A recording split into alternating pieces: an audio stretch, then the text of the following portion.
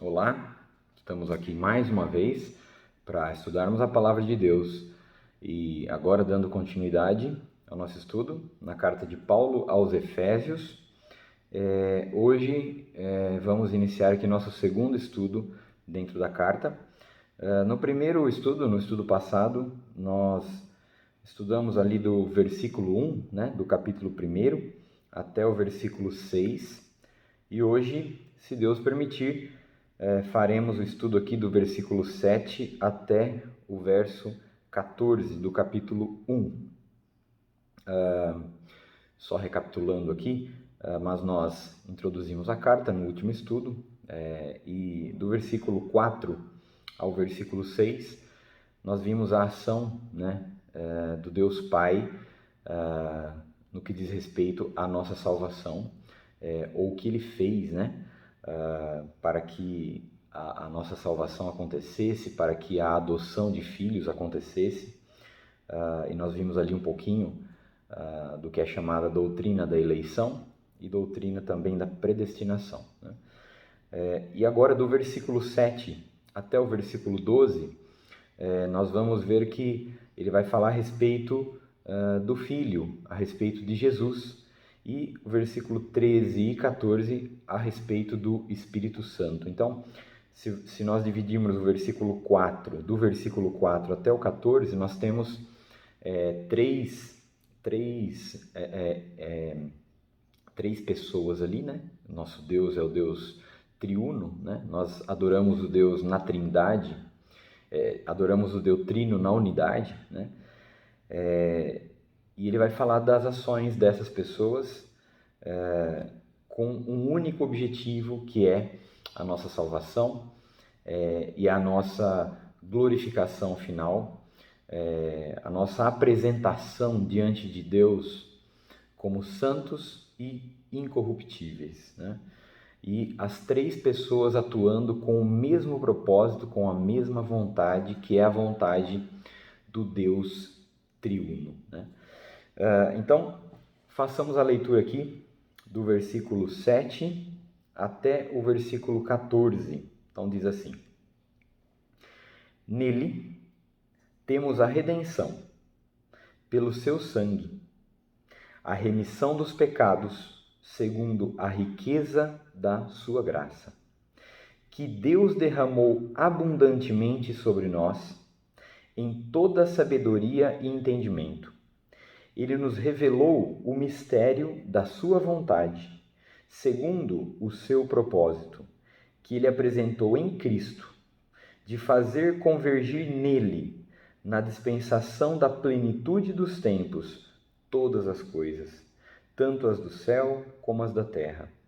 Em Cristo fomos também feitos herança, predestinados segundo o propósito daquele que faz todas as coisas conforme o conselho da sua vontade, a fim de sermos para louvor da sua glória, nós, os que de antemão esperamos em Cristo.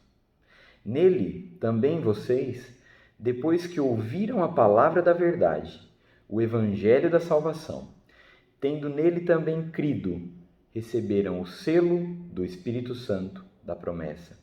O Espírito é o penhor da nossa herança até o resgate da sua propriedade em louvor da sua glória. Graças a Deus pela palavra de Deus, graças a Deus por essa palavra. Bom, aqui no versículo 7 ele vai falar a respeito do Filho, a respeito de Jesus, da obra de Cristo, né? Então, se nós temos do versículo 4 ao versículo 6 uma seção que diz respeito a Deus Pai e tudo que foi feito e planejado na eternidade passada, né? Então, nós temos três tempos aqui. O primeiro tempo, do versículo 4 ao 6, que diz respeito à eternidade passada, quando só existia Deus. O que foi feito ali pela nossa salvação? Eu adianto, foi feito tudo. Toda a nossa salvação, ela foi planejada e já, de certa forma, definida, predestinada, escolhida na eternidade passada. Isso mostra o quanto nosso Deus é grande e o quanto o nosso Deus está no controle de todas as coisas e nunca deixou de estar no controle de todas as coisas. Porque como é que você vai comparar um Deus falso, um Deus que os homens criam, né? Um Deus que pode inclusive ser criado por um outro Deus, né? Nas questões das religiões politeístas, né? Ou pessoas que misturam as coisas e acabam acreditando em vários deuses, né? Mesmo sem entender direito o que estão fazendo, né? Mas o nosso Deus, o Deus verdadeiro, o único e verdadeiro Deus, em que só existe Ele nessa categoria, que é o Deus que nós conhecemos como Deus triuno, o Deus que está de certa forma completo, né? Em 3 pessoas, ali ele é completo. Esse Deus, ele nunca foi criado. Esse Deus, e antes de criar todas as coisas, esse Deus já havia definido todas as coisas. Ele já havia pré-definido, ele já havia pré-determinado todas as coisas. Então, esse Deus está no controle e nunca deixou de estar no controle. Todas as coisas que acontecem, né? Interessante, se nós lermos o versículo 6, o versículo 12 e o final do versículo 14, que são as 3 sessões de Deus Pai, do Deus Filho e Deus Espírito Santo, as 3 sessões, eternidade passada, a história passada, depois que foi criado, e o plano todo em que Jesus cumpre tudo aquilo que foi definido pelo Deus Pai, pelo Deus que é o Deus completo na eternidade passada, definiu todas as coisas. Cristo executa esse plano, então na história passada, né? Versículo 7 ao 12, e a questão presente e futura. Presente e futura, versículo 13 e 14. Essas 3 sessões, no final de todas elas, né? No 6, no 12 e no 14, no finalzinho, nós lemos no 6, para louvor da glória da sua graça, no 12, a fim de sermos para louvor da sua glória, e no final do 14, em louvor de sua glória. A ação do Deus Pai na eternidade passada para efetivar, para estabelecer a nossa salvação, o ponto final de tudo seria para louvor desse Deus. A ação do Deus Filho, de Jesus, na história passada, enquanto Jesus teve o seu ministério, a sua morte e ressurreição, na história passada, o que ele conquistou por nós e para nós, isso é para louvor de Deus, da glória de Deus, versículo 12. E o final do 14, também a questão da ação do Espírito Santo, que seria o tempo presente e o futuro, né? Também é para louvor de sua glória. Então, vendo o final dessas 3 sessões, que tudo é para a glória de Deus, então nós entendemos que todas as coisas que acontecem, sejam coisas que nós olhamos e vemos como coisas aos nossos olhos ruins, né? Mas todas as coisas boas que nos acontecem, ou as coisas boas que acontecem no mundo, que nós olhamos e olha, mão de Deus, e coisas que nós olhamos e pensamos, olha, mas aí eu acho que não tem mão de Deus, porque a coisa parece ruim. Irmãos, todas as coisas, isso é um princípio. Todas as coisas que acontecem são para a glória de Deus.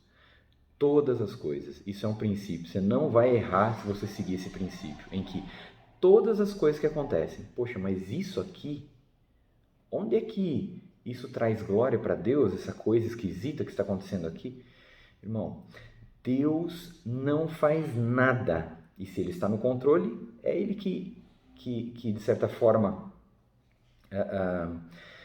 rege o universo e acaba fazendo todas as coisas, né? O desenrolar de todas as coisas, Ele está no domínio de tudo isso.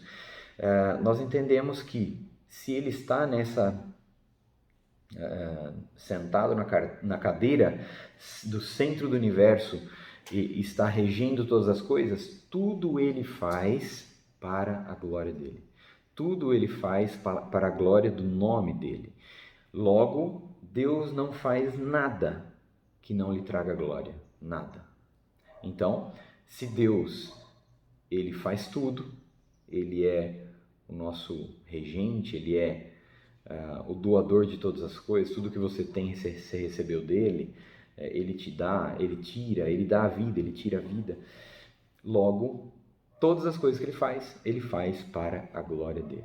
E a nossa salvação, você ter sido tirado do lamaçal de pecado, né? Você ter sido tirado da situação em que você se encontrava, de inimigo de Deus, para ser agora não só livre da condenação, mas filho de Deus, e coparticipante, co-herdeiro juntamente com Cristo de todas as coisas, você só passou daquele estado para esse, para a glória de Deus, em primeiro lugar, tá?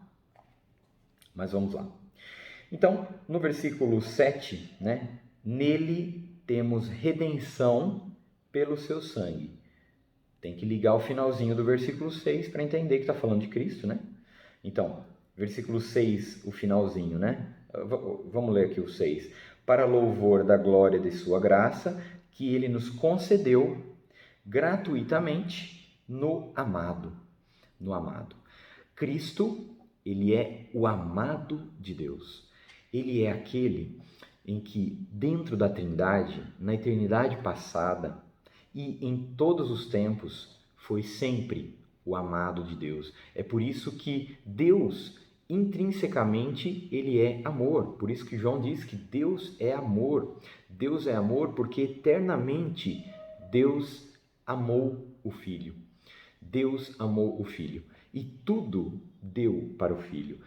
Cristo é o amado de Deus, é aquele por quem Deus faz todas as coisas. A sua salvação, a minha salvação, nada mais é do que a ação de Deus na nossa vida para nos dar uma nova vida e sermos então entregues nas mãos de Cristo como um presente de Deus Pai para o Filho, porque Ele ama o Filho. Cristo te salvou, Cristo me salvou, e Deus estabeleceu esse plano, na verdade, para fazer você e me fazer irmão de Cristo e também filho dele, para participar dessa glória que Deus havia dado ao Filho.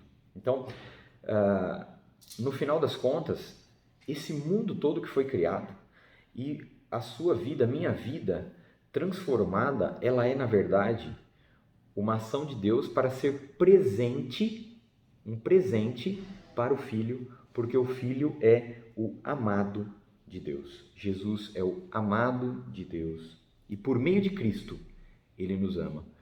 E por meio da obra de Cristo, nós podemos também amar a Deus. Porque senão, nós não temos essa possibilidade. Nós só podemos amar a Deus porque Cristo nos amou, porque Deus nos amou primeiro. Então, o amor, ele é uma coisa que flui de Deus, porque Deus, ele é amor. Nós só podemos participar desse amor porque fomos restabelecidos nessa comunhão, que era uma comunhão ali, e que há, né? E que é uma comunhão que há dentro da Trindade em amor. Nós passamos a participar disso. mas porque fomos chamados, mas porque fomos escolhidos, mas porque fomos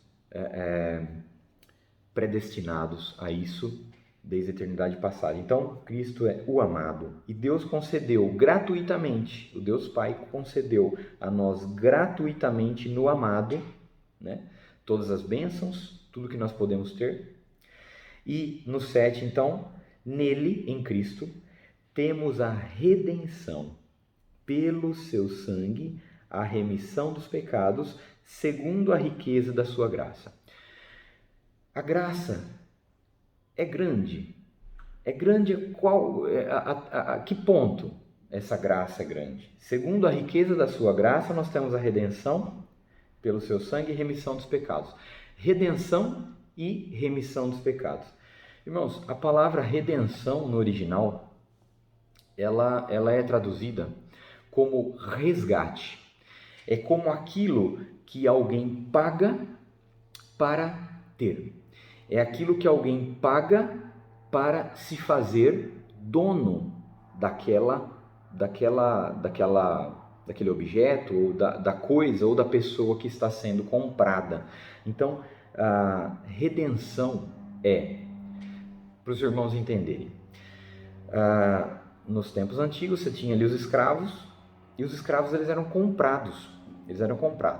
E tinha duas formas de você dar fim a um escravo. Então, a finalidade era, ou você comprava um escravo para ele continuar escravo, só que seu.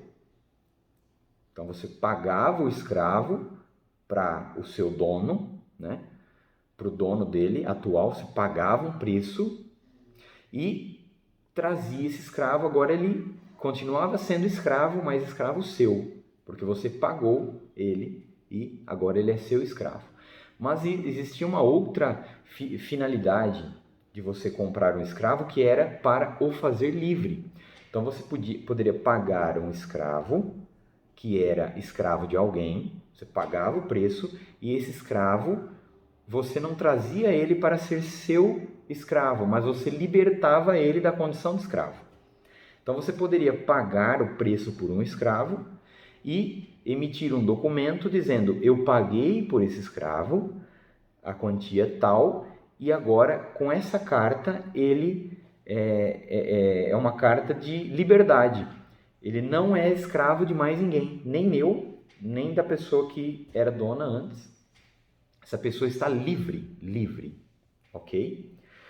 Na verdade, foi isso que Cristo fez conosco. Foi isso que Cristo fez conosco. Ele pagou o preço pelo nosso resgate. Aquilo que nós não poderíamos pagar, porque é interessante, a questão da redenção, ela não depende daquele que é escravo. Ele não pode sair daquela situação. Ele não pode pagar o preço, ele mesmo, para ser livre. Ele não pode pagar o preço para deixar de estar naquela condição. Há uma impossibilidade dele quitar essa dívida para se tornar livre. Não existe essa possibilidade. Essa palavra no original também era usada como uma palavra de quando alguém estava preso, estava com sentença de morte já definida e era liberto daquela condição. Também é a mesma palavra que era usada, a palavra no original era usada para isso também. Então você tem ali um preso, né? Alguém que está numa situação de que há uma sentença de morte sobre a vida dele, sobre ele, e ele vai ter que morrer para pagar aquela dívida. Então alguém libertava essa pessoa, e essa liberdade seria essa mesma palavra, redenção. Então não há condição, não há possibilidade da pessoa, do escravo ou daquele que está preso naquela situação, dele mesmo sair daquela situação, se não houver uma ação externa, tá? E é isso que Cristo fez. Ele pagou o que nós não poderíamos pagar. Ele pagou com a vida aquilo que nós teríamos que pagar com a nossa vida. Nós só poderíamos quitar a nossa pelo menos aqui na terra, a nossa dívida com a nossa própria morte. Só que ele morreu no nosso lugar. A morte que era nossa, ele que na verdade efetuou. Ele foi para a cruz e morreu no nosso lugar. Então ele pagou o preço para que nós não precisássemos pagar e nos fez livres. Nos fez livres. É interessante que em Colossenses nós lemos que, olha que interessante. Se nós lemos lá Colossenses deixa eu ver aqui, ó. No versículo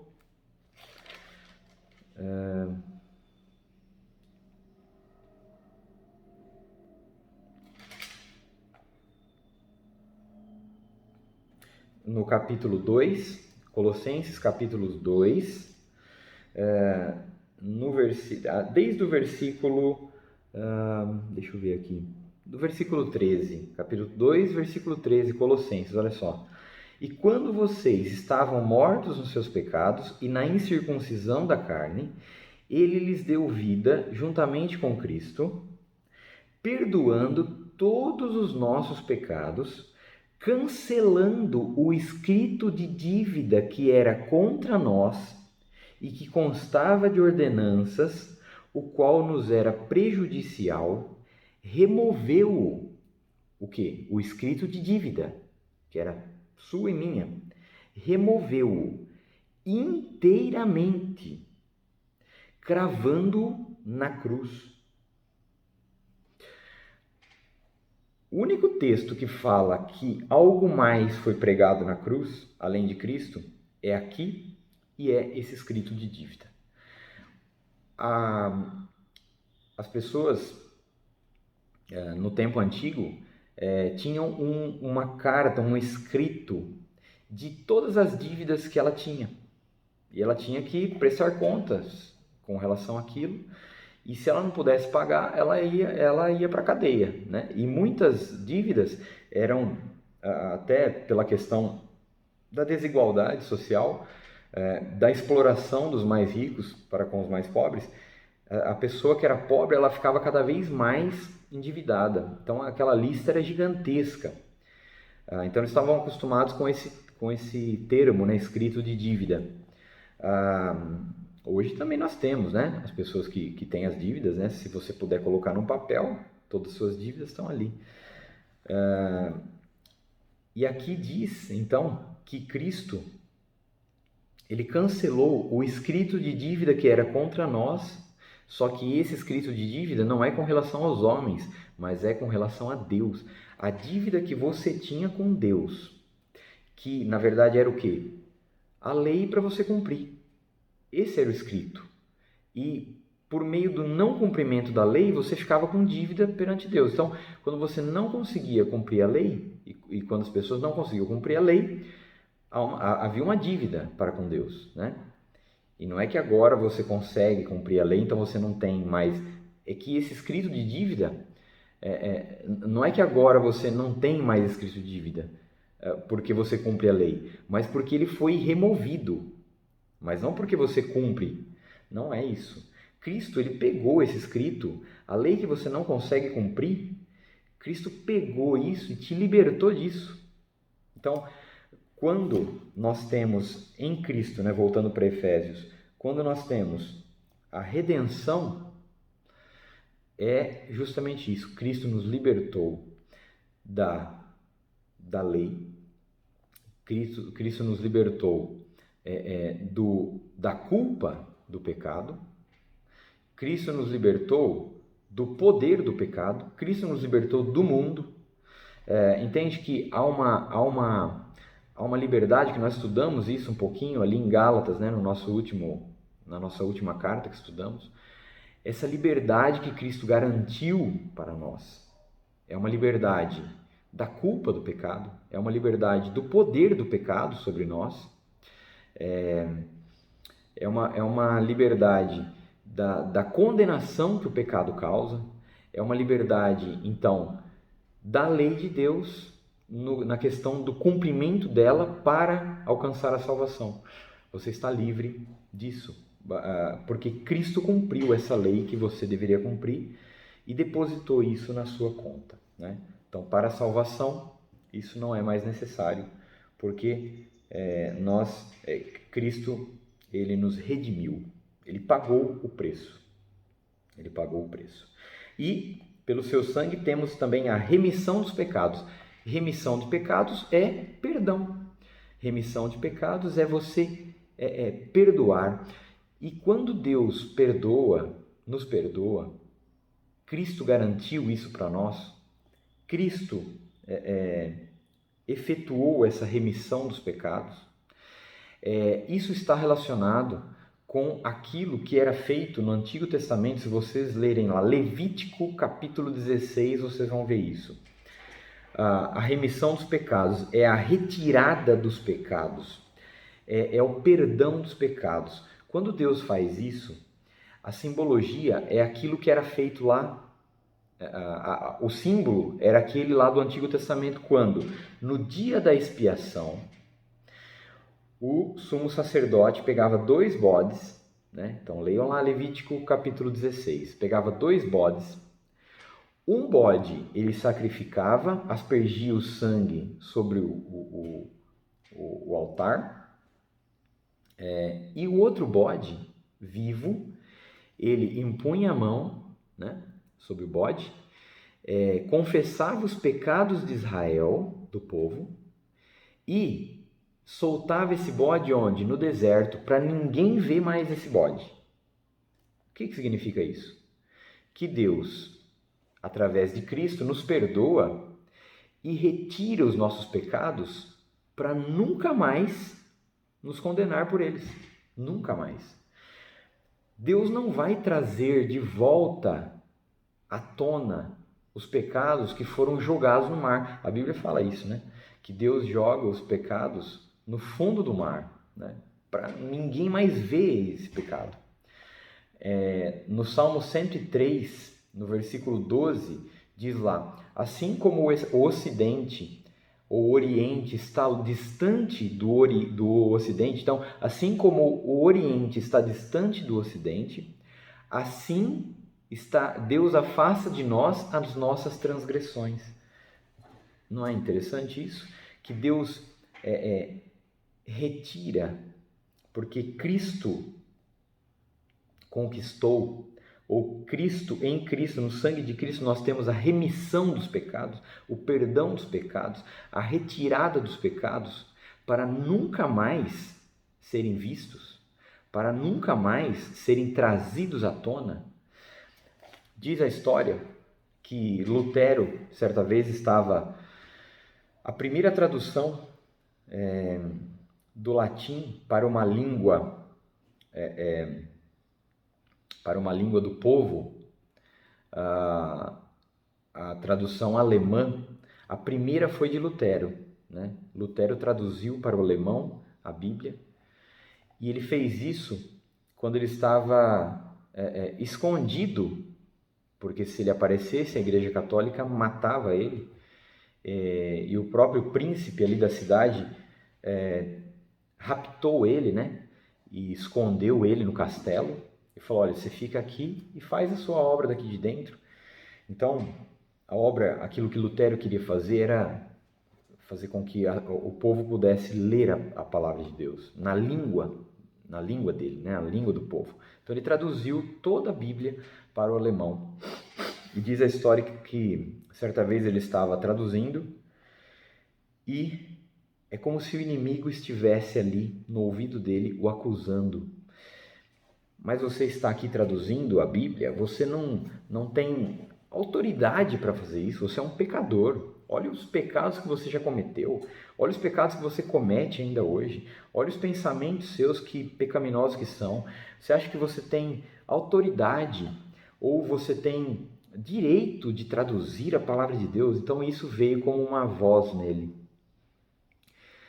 E Lutero, ele era muito atormentado, tinha sido muito atormentado por essa voz do diabo, né? Que ficava no ouvido dele dizendo que ele não era ele não conseguia atingir o padrão de Deus, que ele era pecador, que a lei de Deus estava muito acima, ele não conseguia cumprir. Por isso que muitas vezes ele se autoflagelava por isso, né? E quando ele entendeu que o justo viverá pela fé, que o justo vive pela fé, ele se libertou disso. Então, aquele que é justo aos olhos de Deus não é por obras, mas é pela fé. Quando ele entendeu isso, ele se libertou disso, né? Dessa acusação. Romanos não diz, né? Se Cristo conquistou para nós essa liberdade, e se Deus nos salvou, quem poderá nos acusar? Se era contra Deus o nosso pecado e Ele nos limpa, quem é que pode nos acusar? O diabo, né? Você acha que o diabo pode te acusar de alguma coisa hoje? Mas é o que aconteceu então nessa história. Então, Lutero traduzindo a palavra e o diabo como uma voz na consciência, ali, na mente dele, no coração, jogando seus dardos, né, de acusatórios. Mas você é pecador, você é pecador. Como é que você está fazendo uma obra dessa? Traduzindo a palavra de Deus que é santa, você é pecador, não pode... Então diz a história que Lutero pegou o tinteiro, da onde ele molhava a sua pena, pegou o tinteiro e tacou na parede. E a parede ficou manchada com aquela tinta e escorreu. Quando escorreu, ele lembrou do sangue de Cristo, vertido, né, derramado, justamente para pagar esse preço do pecado dele e de todos os pecados dele e de todos os pecados daqueles que viessem a crer e de todos aqueles que já haviam passado e haviam crido. Ele lembrou do sangue quando viu aquela tinta escorrendo pela parede. E quando ele olhou aquela tinta escorrendo, ele disse: mas Cristo me perdoou, Cristo me redimiu, a remissão dos pecados eu tenho em Cristo. E esses pecados estão todos perdoados para nunca mais serem trazidos à tona. Então, quem pode me acusar? Pegou a sua caneta e continuou traduzindo.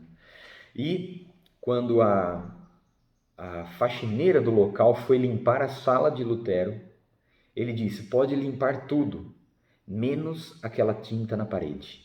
Aquela tinta que está ali escorrida na parede, eu quero que você deixe. Porque todas as vezes que eu sentar aqui para fazer a minha obra aqui, eu quero olhar para aquela tinta e lembrar que em Cristo eu estou totalmente perdoado, eu tenho a remissão dos pecados, eles foram tirados para nunca mais serem trazidos à tona, para nunca mais serem jogados na minha cara. Que é isso que o diabo tenta fazer com a gente. É isso que o diabo tenta fazer com você e comigo, tá? Uma das formas do diabo agir contra os eleitos de Deus, contra aqueles que creram, aqueles que são crentes, filhos de Deus, é acusar. E é isso que te faz ter uma vida medíocre e pobre. Quando você não entende que os seus pecados, que você teve a remissão dos pecados. Você peca hoje, irmão? Eu peco hoje? Pecamos. Esse pecado vai nos trazer condenação? Não, não vai. É por isso então por isso eu devo continuar pecando? Não. Não porque se você continua pecando é porque você não entendeu essa questão. É porque de fato você não foi convertido. Se você tivesse entendimento, então tenho a remissão, então eu posso continuar pecando. Não, se você pensar assim, você não é salvo. Se você é salvo, você vai ter desejo de cumprir a lei, mas sabendo que você não depende dela para alcançar alguma coisa, porque Cristo já conquistou isso para você. Você já teve a redenção e a remissão dos seus pecados. Segundo a riqueza da sua graça. Então, é rica essa graça de Cristo ou não? Meu irmão, ela é a maior riqueza que você pode ter. Porque Deus ter removido a culpa que você tem pelos seus pecados e pelos pecados que você ainda vai cometer, Deus remover isso é a maior riqueza que você pode ter. E tem como voltar atrás isso? É por isso que tem como perder a salvação? Não tem. Cristo conquistou isso para você antes de você agir. Você não fez... Qual foi a sua ação para que você pudesse ter a remissão dos seus pecados, a redenção? Cristo foi e conquistou isso. Para quem? Para os eleitos de Deus. Eleitos quando? Antes da fundação do mundo. Versículo 8. Então, segundo a riqueza da sua graça, versículo 8, que Deus derramou abundantemente sobre nós em toda a sabedoria e entendimento. Uau, olha que maravilha. Como é que você recebe isso? É pela fé. E pela fé você entende que foi feito isso para você. Deus revela a graça dele sobre a sua vida, ela é derramada em sabedoria e entendimento. É por isso que eu disse no primeiro estudo que você pode ter uma vida de uma pessoa convertida, mas medíocre e pobre, quando você não tem o entendimento e a sabedoria de entender o que foi feito por você, porque já foi garantido isso. É como se você apenas não reconhecesse e vivesse uma vida pobre e medíocre. Quando você entende qual foi a liberdade que foi conquistada para você, qual é a riqueza da graça, a ponto de ter sido... Então, quando você entende o que é a redenção, o que é a remissão, o que é a substituição de Cristo pela sua vida, o que é a justificação, o que é Deus ter te escolhido antes da fundação para te apresentar santo e irrepreensível. Você entende que tem que entender isso para isso ter valor para você? É por isso que toda essa conquista que Cristo fez, que foi, na verdade, planejada por Deus e pré-determinada por Deus antes de toda a criação, tudo isso ela é derramada sobre a sua vida em forma de graça, mas como sabedoria e entendimento. Porque você só... E volto a dizer o que disse no estudo passado. O que é a vida eterna? A vida eterna é... João 17, versículo 3. Cristo fala, a vida eterna é essa, que te conheçam a ti como o único e verdadeiro Deus e Jesus Cristo a quem enviaste. A vida eterna é conhecer, entender o plano de Deus. Você vai conseguir entender isso? Quanto tempo você vai levar para entender isso? Irmão, a eternidade. No céu, eu creio que nós vamos continuar conhecendo Deus, continuar conhecendo o plano, todo o plano de Deus. Nós vamos continuar conhecendo o próprio Deus eternamente. Então, a cada dia, na eternidade futura, a cada dia, nós vamos ter aquele... Sabe quando você lê um texto e o texto falou com você e você fala assim, você até suspira e fala, meu Deus, olha isso, o que eu descobri aqui, o que Deus me revelou nesse texto. E aí você passa por aquele texto, mas aquele suspiro já foi. E aí alguns anos passam, você vai ler de novo ou vai estudar aquele texto de novo com alguém e de novo você fala, meu Deus, suspira de novo e fala, olha, mas eu já conheci esse texto e não tinha visto isso, olha isso, que maravilha. E você suspira por aquilo.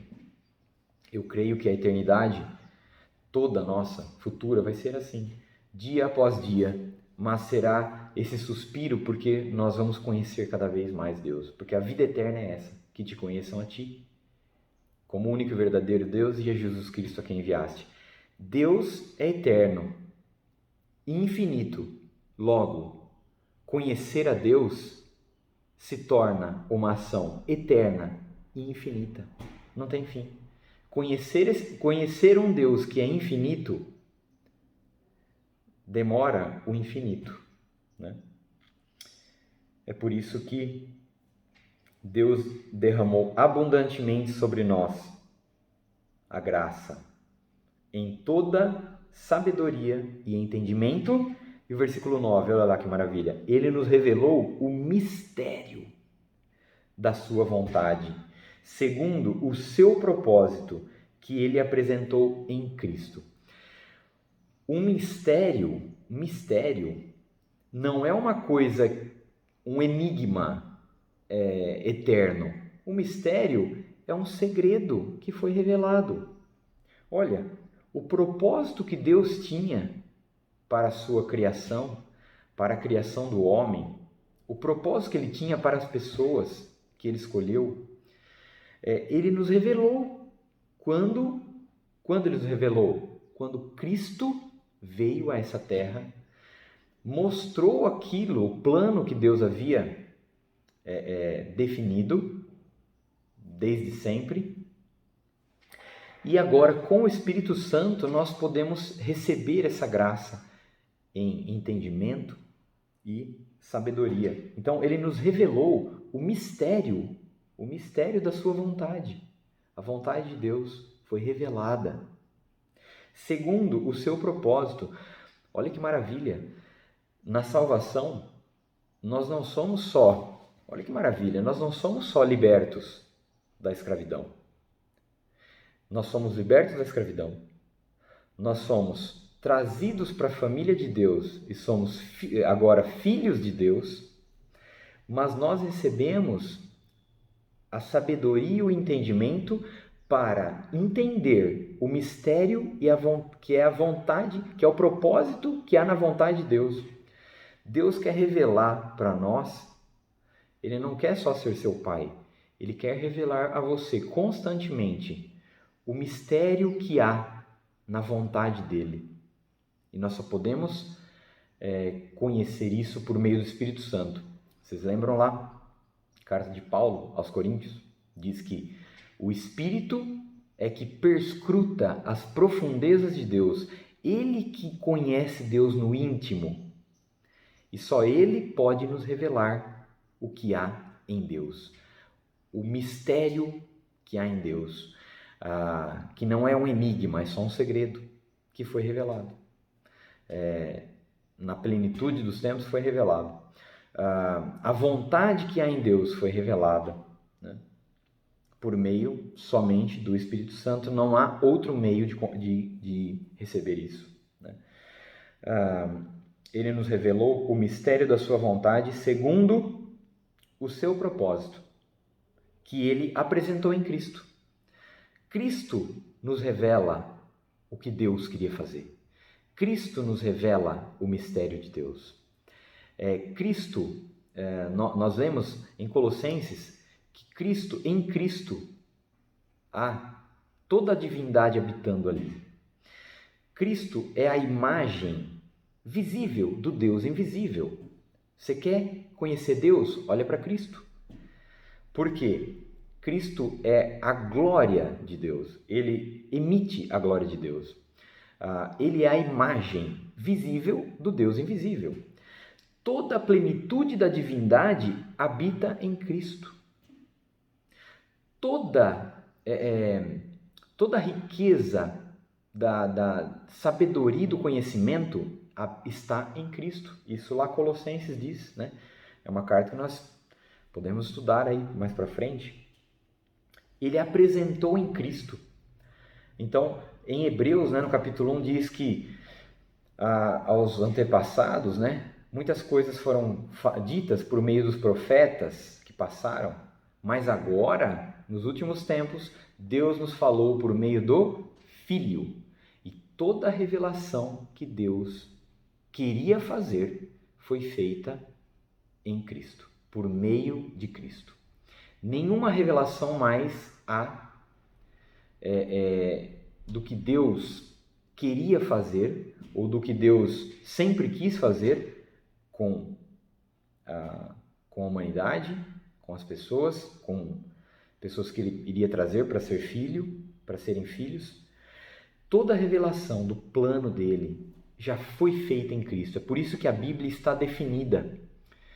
Nenhuma revelação mais há para acontecer. Se alguém, se você vendo vídeos, pastores, quem quer que seja, aqueles que se intitulam apóstolos, se alguém levantar o dedo e falar, eu tenho uma revelação de Deus aqui, que não está na Bíblia, mas Deus me revelou. É mentira, meu irmão. É mentira. Não existe. Não existe revelação fora da palavra de Deus, porque ela foi definida, fechada, quando, na plenitude dos tempos, Deus enviou seu Filho e revelou agora todo o mistério, né? O propósito da sua vontade. Ele revelou no Filho e pelo Filho. Então, ele apresentou isso em Cristo. E o que nós entendemos quando Cristo vem, tem o seu ministério, a sua morte, ressurreição, ascensão e a entrega do Consolador? O que nós entendemos? Versículo 10. O propósito da sua vontade que ele apresentou em Cristo. Versículo 10. De fazer convergir nele, em Cristo, na dispensação da plenitude dos tempos, todas as coisas, tanto as do céu como as da terra.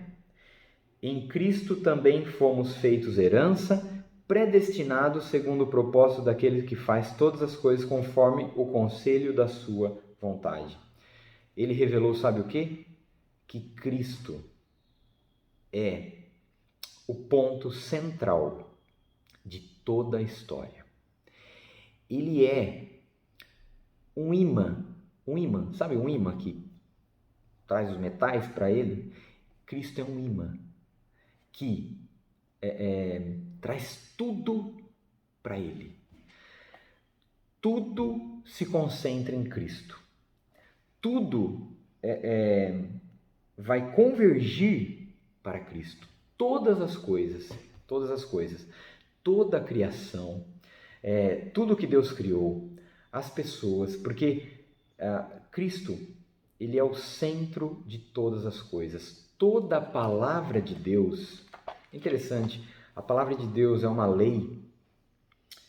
Irmão, vocês me desculpam, mas nós não vamos conseguir estudar o versículo 13 e 14 ali hoje, tá? Então eu vou só até o 12. Então nós vamos falar só do Filho hoje, tá? É que realmente, capítulo 1 de Efésios, esse começo tem muito material. E não vale a pena a gente correr aqui, tá? Vamos com calma, né? Irmão, Cristo é o centro de todas as coisas. Deus quis que fosse assim, por meio do Filho dele, que todas as coisas fossem efetivadas. A salvação só pode acontecer por meio de Cristo. A transformação de toda a criação, que nós sabemos que vai acontecer, né? A criação não geme com dores de parto, também a sua transformação. Essa terra, ela vai passar pelo fogo, ela vai ser apurada, a criação vai ser restaurada. E é por meio da obra de quem que isso vai acontecer, ou que isso pode acontecer? Por meio da obra de Cristo. Cristo, a obra de Cristo, Cristo é como se fosse a chave, né? Sabe quando você tem uma porta que está fechada e todo mundo está tentando abrir? E você tem um bolo de chave, todo mundo está tentando abrir. E todo mundo está tentando abrir, usa uma outra, essa porta não abre, para você ver o que tem dentro daquela sala. E Cristo, ele é a chave que abre essa porta. É a porta de toda a história que é aberta. Quando Cristo morre na cruz, vocês lembram o que acontece com o véu do tabernáculo? Ele se rasga de alto a baixo. Cristo desvenda o mistério. Cristo, ele dá continuidade à história que não podia continuar, porque todo mundo estava tentando abrir essa porta, não conseguia. Esse véu ninguém poderia atravessar, lá dentro estava a arca, a presença de Deus, a presença de Deus máxima ali, O homem não podia ter acesso. O véu é rasgado de alto a baixo. E não é de baixo ao alto, porque é de alto a baixo, porque Deus é que rasgou esse véu. Não foi você que conquistou a possibilidade de estar diante de Deus, na presença dele. Não foi você que conquistou isso, porque o véu não foi rasgado de baixo ao alto, mas foi rasgado de alto a baixo, porque foi Deus que conquistou isso, porque foi Deus que ofereceu o próprio sacrifício para que isso acontecesse.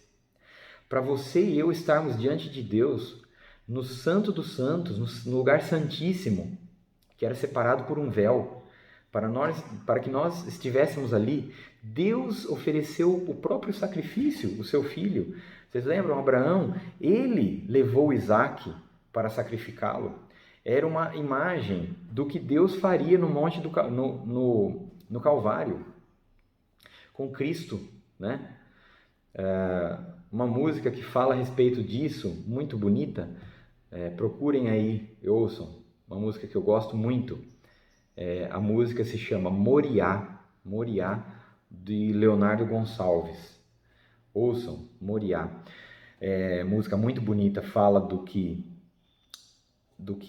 aconteceu ali atrás, né? Lá atrás com Abraão e Isaac, e o que Deus fez então com o filho, né?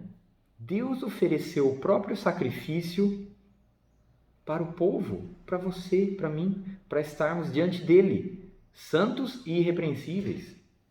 Ele mesmo fez isso. Então, Cristo, a possibilidade da história continuar, a possibilidade do plano de Deus ser levado a cabo, né, e ser concluído, e vai ser concluído na sua vida e na minha. É por isso que a boa obra que Deus começou na sua vida e na minha, Ele vai concluir até o fim. Ele vai, porque o plano dele está acontecendo perfeitamente como Ele determinou. Só que Deus quis e fez assim, com que fosse em Cristo, e por meio de Cristo todas as coisas. Não tem como você alcançar a salvação por outra forma. Você tem que entrar pela porta. Não tem como você pular a cerca. Tem que ser pela porta, e a porta é Cristo. Não tem outro meio. Então, o que nós entendemos aqui? E um outro mistério que é revelado, né? Que nós sabemos, estudamos em Romanos isso. O mistério da própria salvação dos gentios. Por que Cristo ele foi rejeitado pelos judeus, do seu povo? Ele foi rejeitado para que os gentios crescem. Então, é como se os judeus, o plano de Deus era que os judeus rejeitassem Cristo para que os gentios pudessem entrar, e depois os judeus também, né? Posteriormente. Nós vemos muito mais no início, muito mais gentios entrando do que judeus. Judeus, os apóstolos, pregaram. Paulo era um apóstolo que tinha o seu ministério entre os gentios, mas ele era judeu, né? Agora, nós entendemos que se é por meio de Cristo, então, tanto judeu como gentil podem ser salvos, não só os judeus, porque antes judeus achavam que eles eram o povo escolhido só, e só eles, os gentios não poderiam participar disso. Só que Deus revela em Cristo também a possibilidade do gentil participar. Você entende que em Cristo, tudo que você precisa está em Cristo?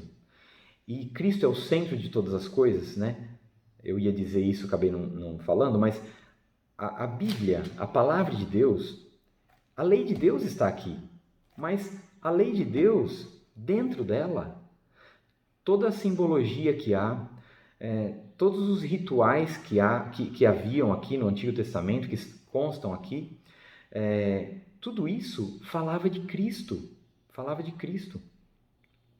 Paulo diz em uma de suas cartas que tudo que nós podemos ver no Antigo Testamento e nas coisas antigas, e que o povo podia ver, aquele povo que vivia naquela época, tudo isso era sombra do que havia de vir, mas o corpo é de Cristo.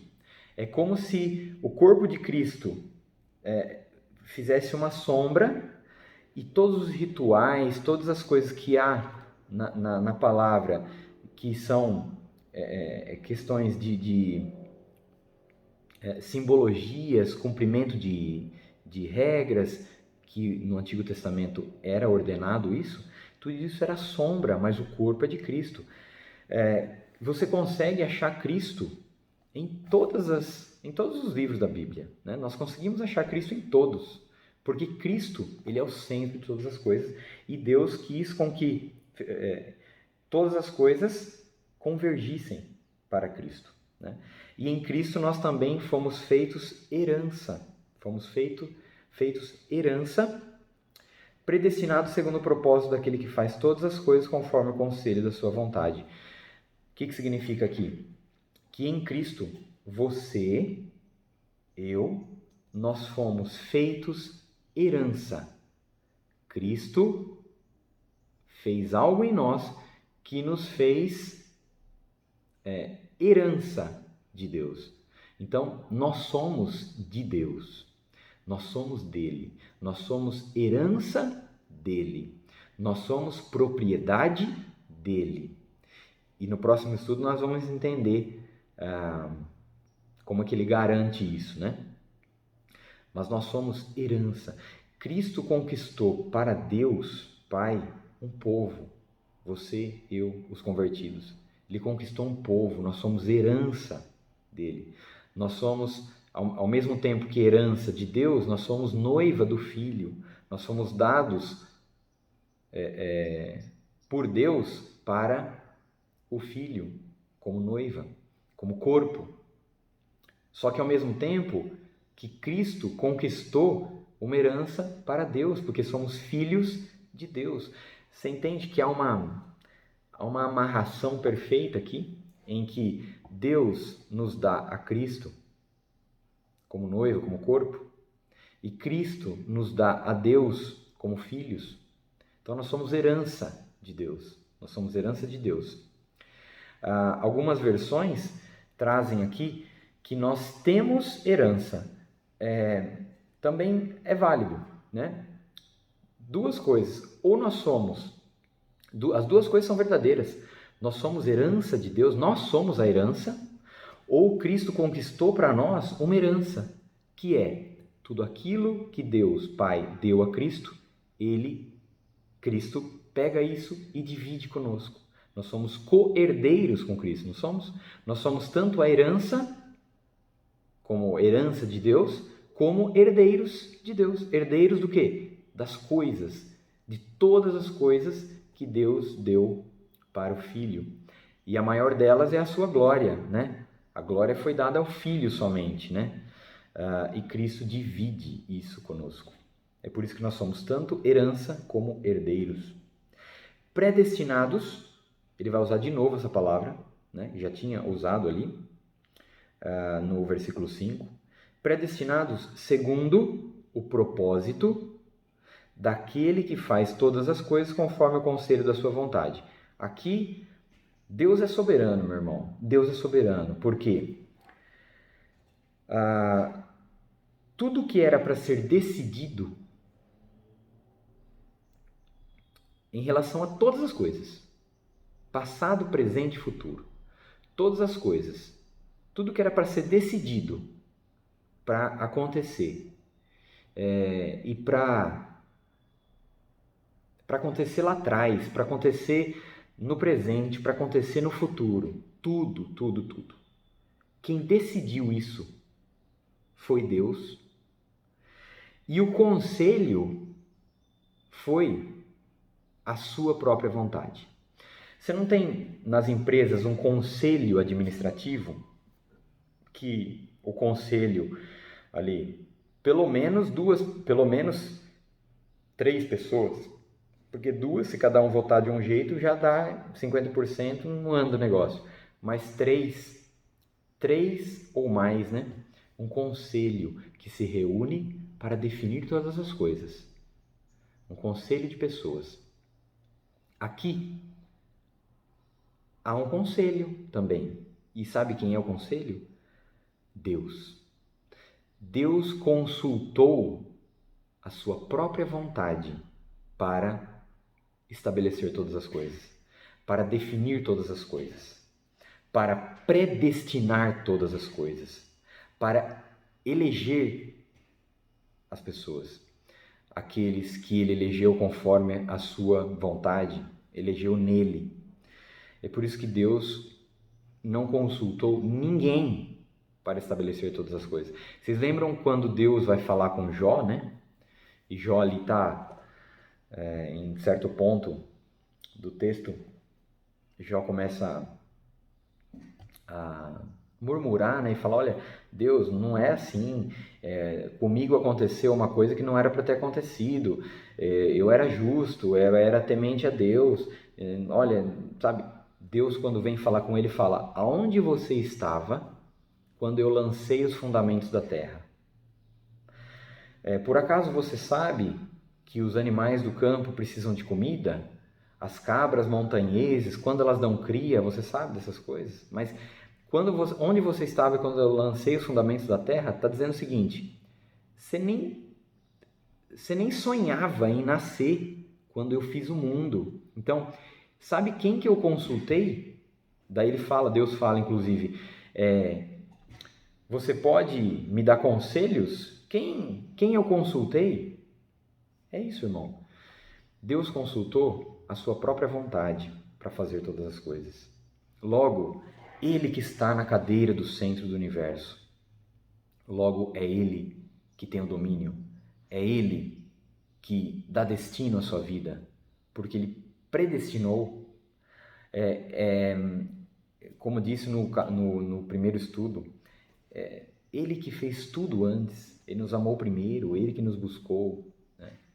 Quando nós ainda éramos pecadores, inimigos, Ele nos resgatou. Esse versículo fala da soberania de Deus, demais, né? Versículo 11. Em Cristo fomos também feitos herança, predestinados segundo o propósito daquele, que é Deus, que faz todas as coisas, meu irmão, todas as coisas, conforme o conselho da sua vontade. E o versículo 12, a finalidade, a fim de sermos para louvor da sua glória. Ele faz tudo isso para a glória dele. Ele faz tudo isso para o louvor da glória dele. Nós, os que de antemão esperamos em Cristo.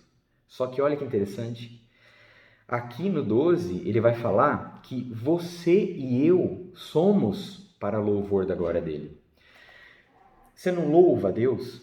Louva a Deus com seus lábios. Você pode prestar um culto a Deus e louvá-lo. Você pode fazer isso, mas aqui ele está dizendo que nós fomos predestinados, segundo o propósito daquele que faz todas as coisas, para sermos para louvor da sua glória. A sua vida e a minha vida de salvos, de crentes, elas louvam a Deus. Mesmo que você não louve a Deus com o seu lábio, você pode passar um dia todo sem louvar a Deus, né? Um dia que você passa ali, fala, olha, esse dia eu não louvei, não agradeci, fui péssimo como filho de Deus. Mas a sua vida de escolhido, predestinado para ser santo e irrepreensível, a sua vida, que ela é assim, você está nessa condição nas regiões celestiais em Cristo Jesus, ela louva a Deus, porque a finalidade de Deus ter nos predestinado para isso é de sermos para louvor da sua glória, nós, os que de antemão esperamos em Cristo. Esse termo que é usado em Cristo vai aparecer em vários lugares, né, desse texto aqui, em Cristo. É porque tudo é por meio de Cristo, em Cristo, em Cristo. Regiões celestiais em Cristo Jesus. Aqui nós somos para louvor da sua glória, os que de antemão esperamos em Cristo. nele, né?